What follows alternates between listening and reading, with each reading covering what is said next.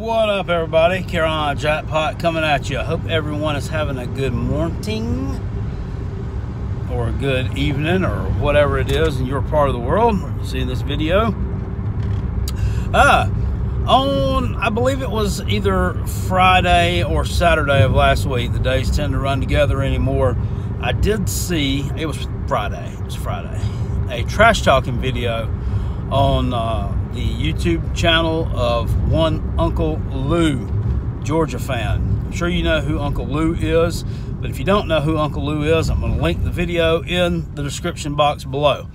Uncle Lou has getting close to 20,000 subscribers, so I'm pretty sure that if you watch college football videos like you're watching this one, you're probably subscribed to Uncle Lou and you have probably already viewed said video.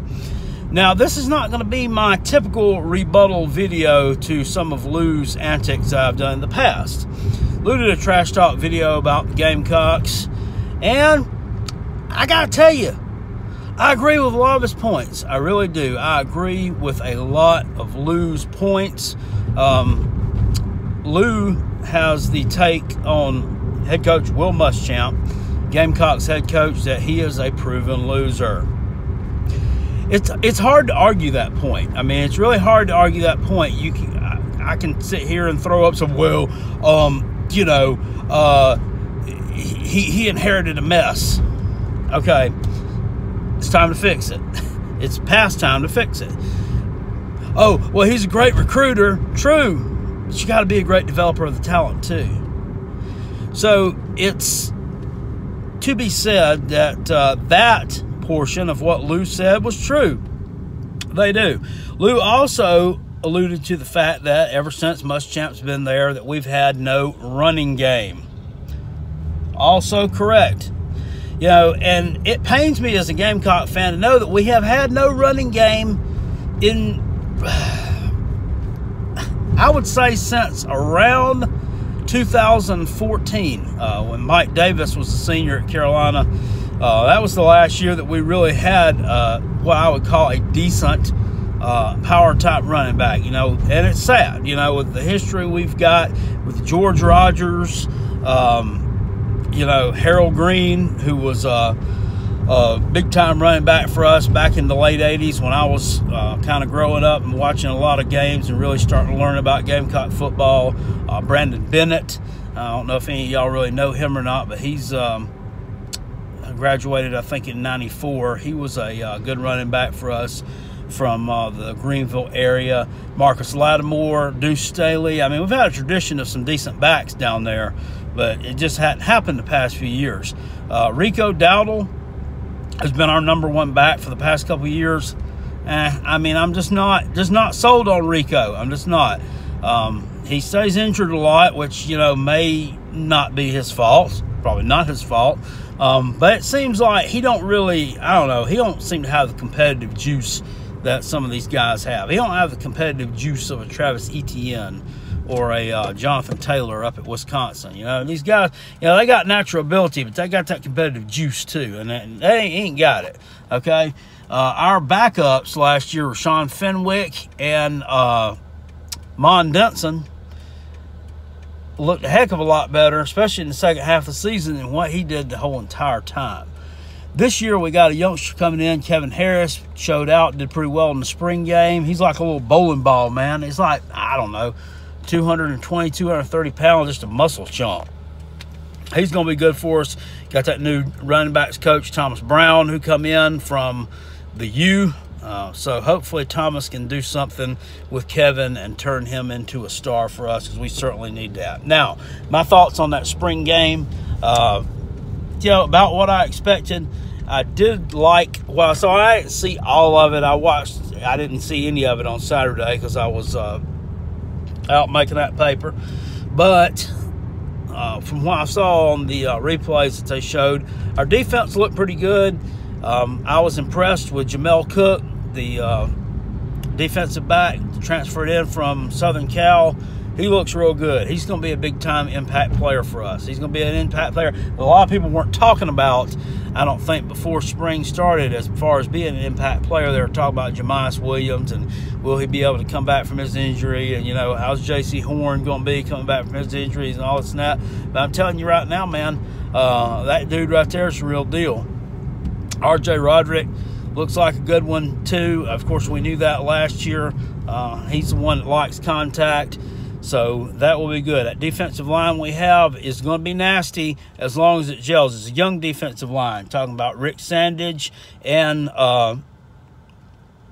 Zacchaeus Pickens from up here in the Greenville South. Well, it's from Anderson, T.L. Hannah High.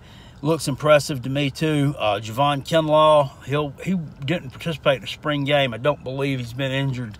But these guys, they're going to make a push on that defensive front. Probably going to be the best one we've had since around 2013 when Jadeveon Clowney was a junior his last year up there with Kelsey Quarles and all them. This is going to be a good one. So I'm looking forward to that. Offensively, you know, Lou wants to talk about his video about you lost Debo Samuel. Okay, well, you know what? Debo Samuel, he was a great player. He was. But he can be replaced. Okay, that's what it's all about, replacing. Nobody wants to talk about it. We got the big possession receiver, Trey Smith, coming back. He was injured most of the second half of last year. He'll be back for us. And that, Shi Smith, junior year, looking for some big things from Shi. Another thing we're going to talk about, Kerryon Joyner looked really good in that spring game to me, especially throwing the ball. And to carry on, you know, if you don't know about him, he's from Fort Dorchester High School in Somerville, four-star athlete, was recruited by a lot of schools not to play quarterback. He came to South Carolina, he said, because he wanted to play quarterback. Okay, I don't think at the time that Carolina recruited him to play quarterback that they really knew what they were going to get with the Helinski kid. So now they're kind of, you know, stuck in like a situation of, you know, we got two guys with some damn awesome potential, but, you know, what do we do here? Because I think that Kerryon is going to be really disappointed if he doesn't get a lot of snaps at quarterback. And this year, both of them are battling for backup, him and Helinski. Okay, so they're going to back up Jake Bentley no matter what, unless he just royally craps the bed, which he's been known to do. He's been known to look like a Heisman candidate. He's also been known to look like he couldn't hit the Pop Warner field or hit the broadside of a barn. So nobody really knows what you're going to get with Jake Bentley. As soon as he starts screwing up, I say yank him, put one of these kids in there. He's a senior. He should know better. You know, I was watching a YouTube interview with Dan Warner, the quarterback's coach, and he was talking about some things that he'd been doing differently with Jake to coach him. And that's well and good, but, I mean, dude, you've been in the program for 4 years. He shouldn't have to be doing different things right now with Jake to coach him, should he? Jake should be pretty much coaching some of these other kids, in my opinion, and the solid team leader. So that's an area of concern. Kerryon Joyner gives us something that we have not had in a while with a quarterback, and that's some wheels. You know, the pro-style attack, you know, the pocket passer, all that's great, but I love a quarterback that can run. He can take off. He can run around a bit. And now he can throw it on a rope. I say use him. Use him as much as you possibly can this year. Use him. Don't lose him. Don't lose him. Give that kid some playing time, because I'm telling you right now, he's going to be able to make plays for us, and he is going to make a difference. He's going to add a new wrinkle to that offense, a wrinkle that it desperately needs. Because last year, that junk was vanilla. Brian Edwards is back. Hopefully he can hold on to the ball some this year. You know, a lot of positives. There are a lot of positives there. But one thing I want to talk about that Lou mentioned, he says that when he goes by that stadium, it smells of fried butter and disappointment. You know, because of the fried butter, because of the state fair right across the street, and a lot of the tailgating areas actually on the state fairgrounds parking lot. And, of course, disappointment, because, I mean, that goes without saying why the disappointment. But, you know, what do I smell when I go by y'all stadium, Lou? It smells like choking and weed.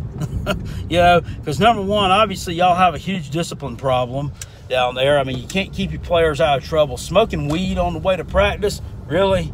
You know, I don't know that a lot of people don't do that, but Most of them ain't stupid enough to get caught. But you've already filibustered on that, so I'm not going to filibuster on it no more.